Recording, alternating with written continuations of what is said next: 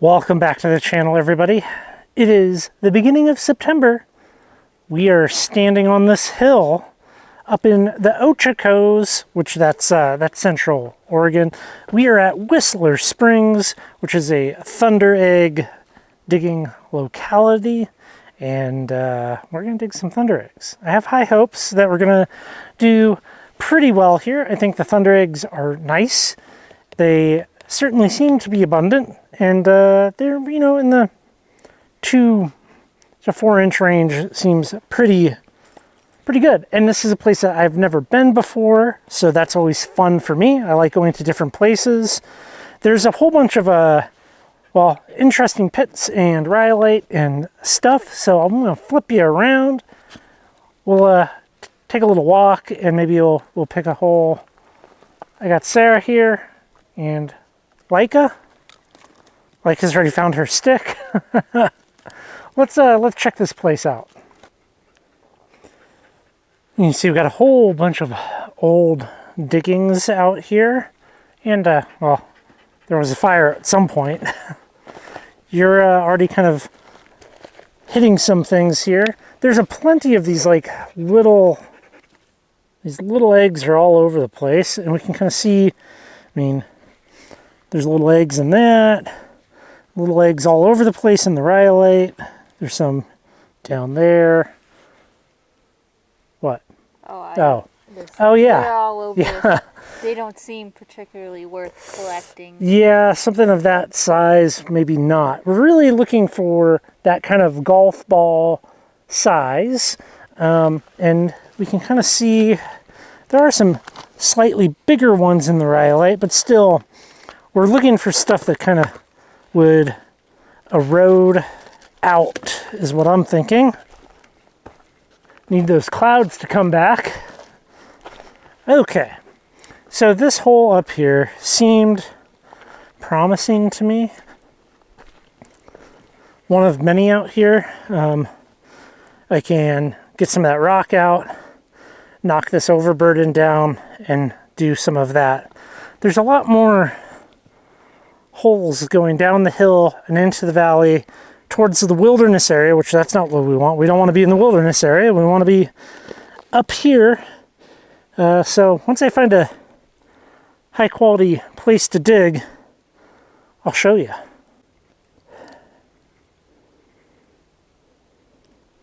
So what I'm doing here is scooping out this hole. I already found a couple of things that are Thunderegg, Thunderegg-ish, which I'm hoping they turn out well. Some things like that. I'm kind of knocking, there's this big overhang here, so I'm kind of knocking it down, making it safe, scooping this out, and down here there's this untouched layer. So I'm hoping exploring that down here, looking for Thundereggs, is good. Whereas up here we have kind of more loose dirt where there's probably not going to be any Thundereggs. But I still got a lot of scooping and working to do here. Back at the original hole that I kind of wanted to dig at, and it does seem better. After digging down the hill, we kind of immediately came up here and found some more,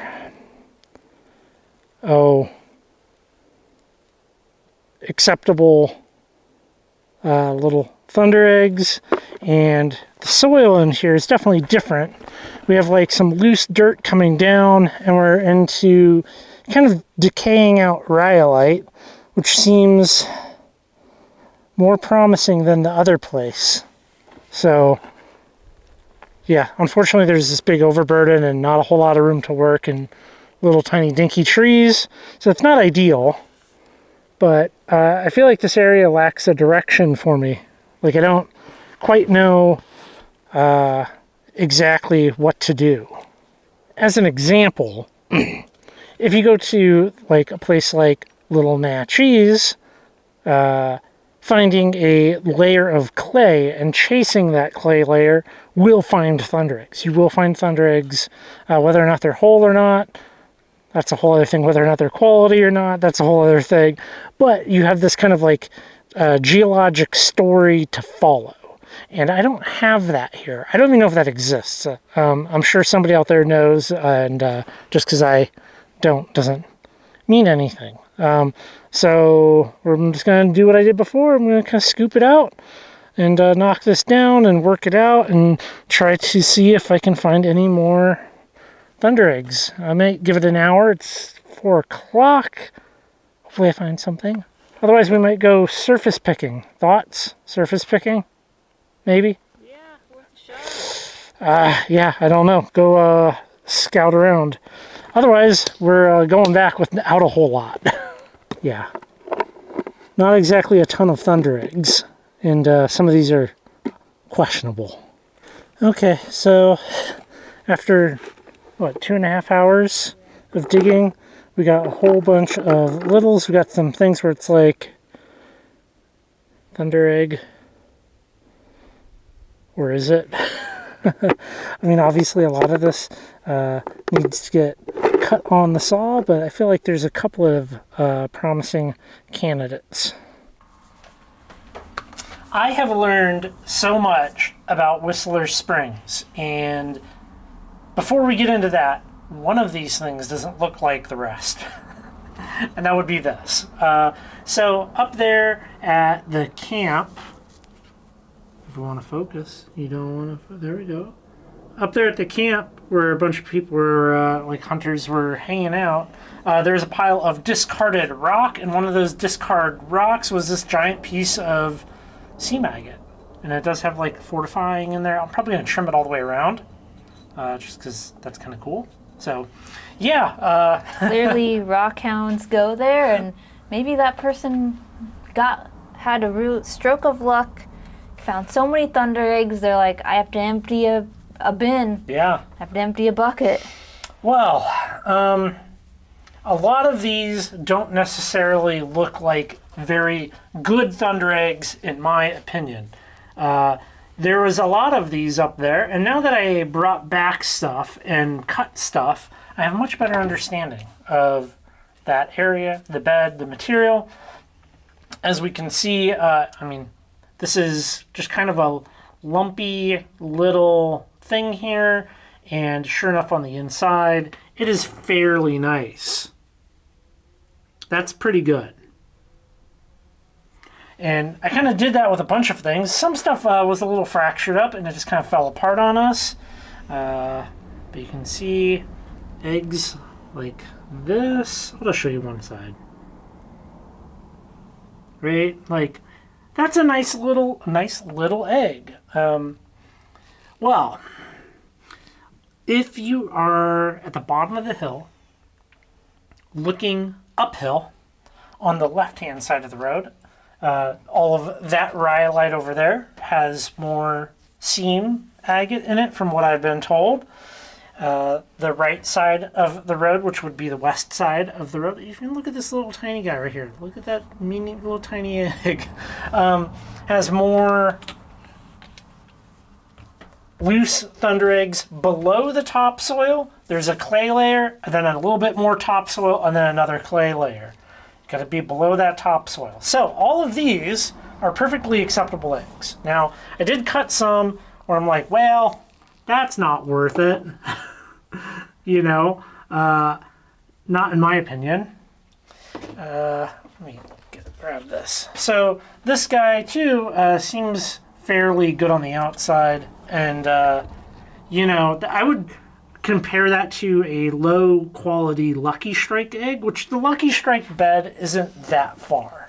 I did cut this one, and I'm kind of torn a little bit as far as the quality of it goes. It is very rhyolite heavy. It is very rhyolite heavy for what you get. So it is interesting that we have essentially two different rhyolite exteriors here, one being very chocolatey brown and the other one being kind of this pale green. So I would go back, having seen this. I have a much better understanding. I mean, we definitely passed on lots of littles, and I probably should have picked them up. I smashed a lot of little ones and they weren't good, so maybe you just got really lucky with those cuts. That's possible. I do have more that needs to be cut.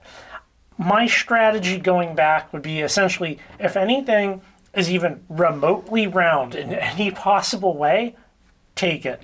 Take it back, cut it. You're better off to do that. These are nice little eggs, and I have been told from people that they have found bigger things there. I did not. Obviously, we do have these chunks, which, if we kind of look at this, there's most likely chalcedony in these. They're filled. There's some little slivers that we can see, which that's obviously a good indicator right there. Mm-hmm. Thoughts on Whistler? I mean, I'm glad we got some good stuff. I'm a little skeptical that a lot of this is going to be good. I didn't find it to be as described in the guidebooks. I agree. They specifically said the word abundant, and this was a lot of work for this. Wouldn't call that abundant. I believe they said you can just surface collect, which I did a little, but maybe in the 5 years leading up to the publishing of Gem Trails, that was accurate, but no longer. Yeah, so. And Lars just repeats what's in Gem Trails from 2014. Yeah, maybe at one point they were a little more abundant and now they're not, or maybe it was just the holes were filled in, and if we had been starting in that layer, we would have been filling buckets more quickly. That said, I'm pretty happy with this. It was extremely dusty. It was like digging in moon dust. Yeah. Other thing being that it was the beginning of September, it was the second weekend of bow hunting season, I believe, and like there was a crazy abundance of people there bow hunting, walking around hunting, which I know like almost everybody is really, really safe, but it just kind of, I don't like going out on opening weekends, because we've done that before out here in Washington. We went out on the first Saturday of deer season, and I've never seen that many people out in the woods. Yeah. And you just, like, a truck driving by every 30 seconds with, like, 5 guys in it. I'm like, I don't know. Anyways, seeing this, I would go back to Whistler. I would go back and have a better understanding. There will be super high quality photos of this material up on the website. There'll be a link down below to the listing for Whistler Springs. I would 100% approach from the west. There will be a map up there as well, so that you're not taking the Highway 26 way, which, hey, if you have like a lifted Jeep, you're on like 34s or bigger, something like that, I'm sure it's fine. The other way is a lot faster, a lot smoother. What else? Patreon. Oh yeah, the awesome folks over on Patreon. Thank you guys very much for supporting this content. If you like this project, you like these videos, please consider supporting this project over there. There'll be a link down below to that as well. And with that said, I think that calls this a wraps. Any last words, Sarah? Whistler? Looking forward to seeing some more. You'll have to put Got you on a lot of work ahead of you. You. Put you on the trim side. You can cut them all. You're so much better at it. All right, everybody.